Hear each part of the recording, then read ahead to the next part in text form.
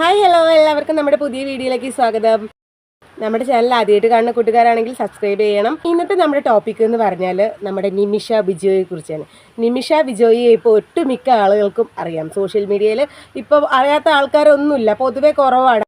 ഈയിടെ ഞാനൊരു ഇൻ്റർവ്യൂ കണ്ടിട്ടുണ്ടായിരുന്നു കേട്ടോ. പക്ഷെ ആ ഇൻ്റർവ്യൂ കണ്ടപ്പോൾ എനിക്ക് സത്യം പറഞ്ഞാൽ നിമിഷ ബിജോയോടല്ല എന്താ പറയുക സഹതാപം തോന്നിയത്, ആ ഇൻ്റർവ്യൂ എടുത്ത കൊച്ചിനോടാണ് എനിക്ക് സഹതാപം തോന്നിയത്. കാരണം എന്താണെന്ന് വെച്ചാൽ ഇത്രയ്ക്ക് തരം താഴ്ന്നു പോയോ, ഇവിടെയുള്ള ഇൻ്റർവ്യൂ എടുക്കുന്ന ആളുകളൊക്കെ ഇത്രയ്ക്ക് തരം താഴ്ന്നു പോയോ ചാനലുകളൊക്കെ.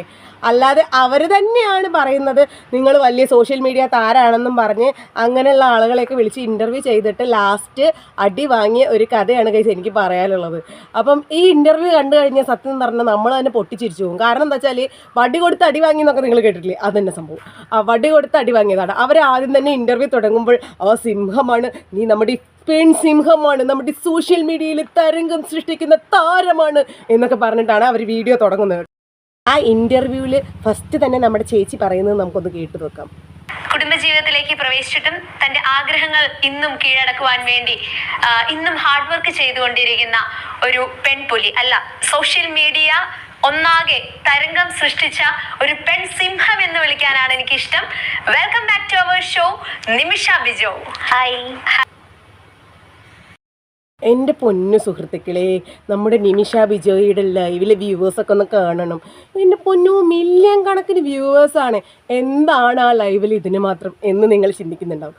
സത്യം പറഞ്ഞാൽ ഒന്നുമില്ല. എല്ലാ ഡ്രസ്സൊക്കെ ഉണ്ട്, പക്ഷേ ഇപ്പം കാണും എന്നിങ്ങനെ അങ്ങനെ പറഞ്ഞുകൊണ്ട് ഇങ്ങനെ ആ ഒരു രീതിയിൽ നമ്മുടെ നിമിഷ ചേച്ചി ഇങ്ങനെ ആളുകളെ ഇങ്ങനെ ഹരം കൊള്ളിച്ചുകൊണ്ടിരിക്കുകയാണ്. അല്ലാതെ ചേച്ചി ഒന്നും അയച്ച് കാണിക്കാനും പോകുന്നില്ല, ഒന്നുമില്ല ഗൈസ്. ചേച്ചി ഇങ്ങനെ ഇപ്പം കാണിക്കും എന്നുള്ള അതൊക്കെ കാണാൻ കുറേ ഞരമ്പന്മാരും ഉണ്ട് കേട്ടോ ഗൈസ്. അപ്പോൾ അവർക്ക് അത് മതി, അത്ര കണ്ടാൽ മതി എന്നുള്ള ആ ഒരു രീതിയിൽ നിൽക്കുന്ന ഞരമ്പന്മാർ ഒരുപാടുണ്ട് കേട്ടോ ഗൈസ്. പണ്ടൊക്കെ എന്ന് പറഞ്ഞു കഴിഞ്ഞാൽ നമ്മുടെ യൂട്യൂബിൽ നമ്മൾ സെർച്ച് ചെയ്ത് അതിനനുസരിച്ചുള്ള കാര്യങ്ങളെ യൂട്യൂബിൽ വരാറുള്ളൂ.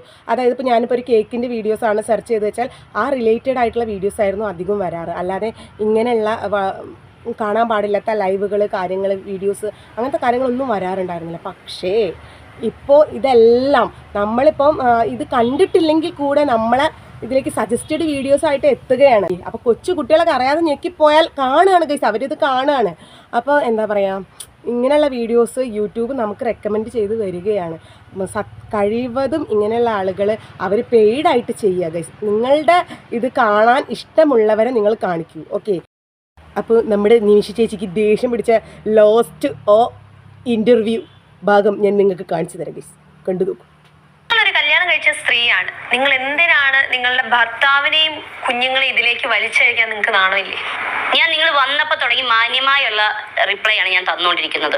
ഒരു പരിധിയുണ്ട്. കുറെ നേരം കിടന്ന് കാണാന്ന് ഉണ്ടാക്കാൻ തുടങ്ങിയിട്ട് എന്ത് കാര്യത്തിന്? നിങ്ങൾ എന്നെ ഇങ്ങോട്ട് ഇന്റർവ്യൂവിനാണ് വിളിച്ചത്? എന്നെ നിങ്ങൾ ഇങ്ങോട്ട് ഇന്റർവ്യൂവിനാണ് വിളിച്ചത് അതോ വേറെ വല്ല സംഭവം ചോദിക്കാനാണ് വിളിച്ചത്? നിങ്ങൾക്ക് ചോദിക്കുന്നതിനൊക്കെ ഒരു മര്യാദ ഇല്ലല്ല ചോദിച്ചത്. പിന്നെ നീ എന്ത് ഉണ്ടാക്കിയെന്ന് ഈ പറയണത്? ഒരു ഇന്റർവ്യൂവിന് വിളിക്കുമ്പോൾ ഇങ്ങനെയാണോ ചോദിക്കേണ്ടത്? ചോദിക്കുന്ന ഒരു മര്യാദയുണ്ട്. നിങ്ങൾ തന്നെയാണോ പറഞ്ഞ വല്ല സോഷ്യൽ മീഡിയ താരമാണെന്ന് പറഞ്ഞു താരത്തോട് ചോദിക്കുന്ന ചോദ്യമാണ് ഈ ചോദിച്ചത്. ദേഷ്യം ഞാൻ മോന്തെ അടിക്കാൻ പൊളിക്കും. ഞാൻ ഒരു ചോദ്യം ചോദിച്ചിട്ട് വന്നിട്ട് മേലാക്കി ഈ വിളിച്ചോണ്ടല്ലോ. പക്ഷേ ഞാനൊരു കാര്യം ചോദിക്കട്ടെ, നിങ്ങൾ ഇൻ്റർവ്യൂവിന് വിളിച്ചിട്ടല്ലേ അവർ വന്നത്? നിങ്ങൾക്ക് അവരെപ്പോലുള്ള ഒരാളെ ഇൻ്റർവ്യൂ ചെയ്യാൻ താല്പര്യമില്ലെങ്കിൽ നിങ്ങൾ എന്തിനാണ് അവരെ ഇൻ്റർവ്യൂ ചെയ്യാൻ വിളിച്ചിട്ടുണ്ടായിരുന്നത്?